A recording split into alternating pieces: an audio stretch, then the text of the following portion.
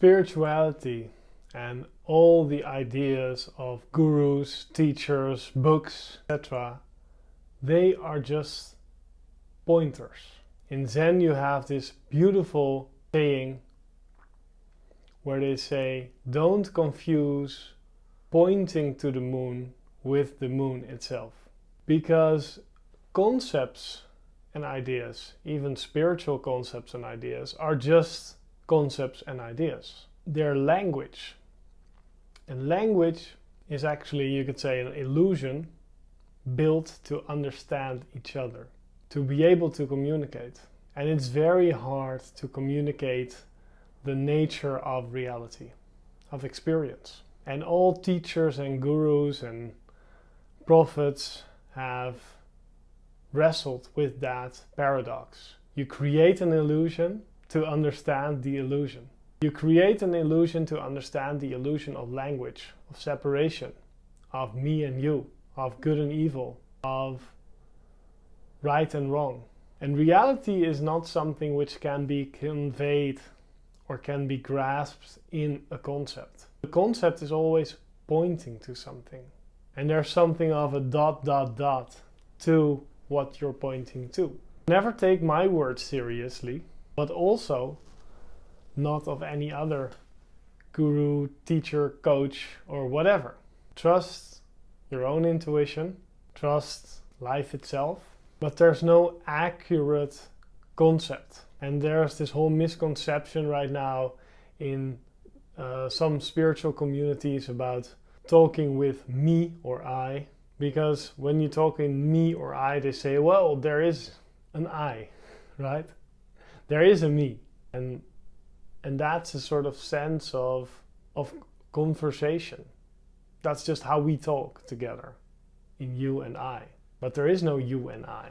There's only this shared energy soup, is how I sometimes call it. It's this shared reality, right? In physics, they say everything is energy. And this energy is different than that energy, but it's also the same. It's the same energy expressing itself in a different way.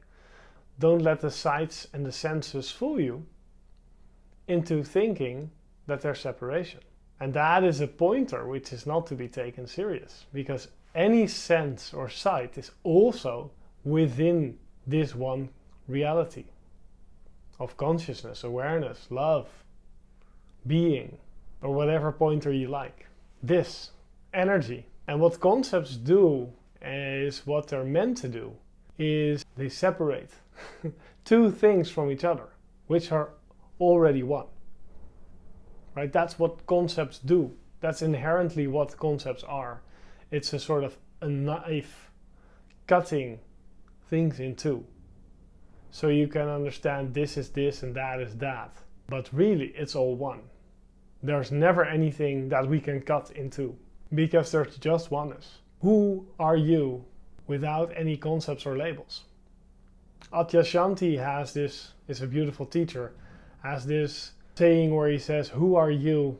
Describe yourself without any thoughts, right? And you can't describe yourself without any thoughts, because that yourself is just sensations, an experiential reality.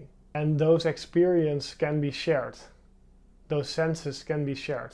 There is no separation except that in concepts or ideas.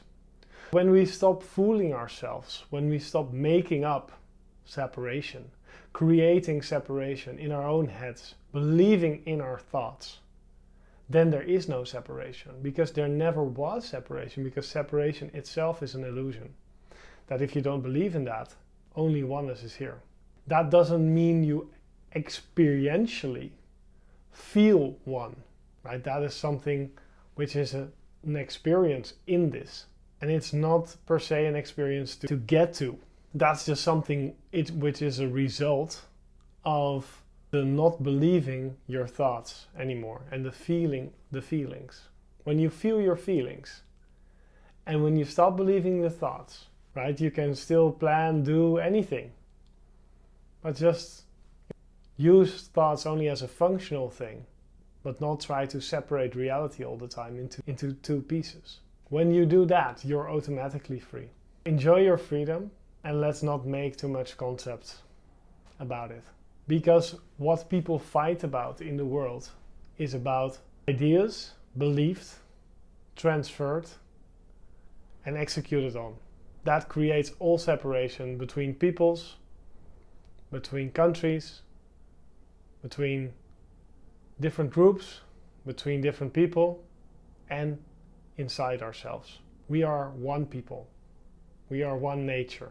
We are one planet Earth. We are one universe. We are one galaxy. We are one being. Be free, my friend.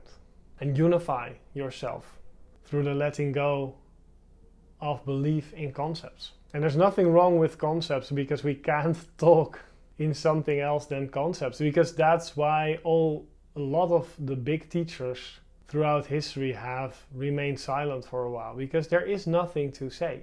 You can only talk in separation. But when you don't believe in that concept, but you still use it as just as a functional piece, but you don't believe in it, then there might be a felt sense of difference.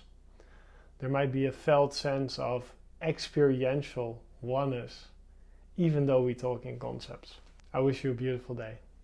Thanks for listening. Bye.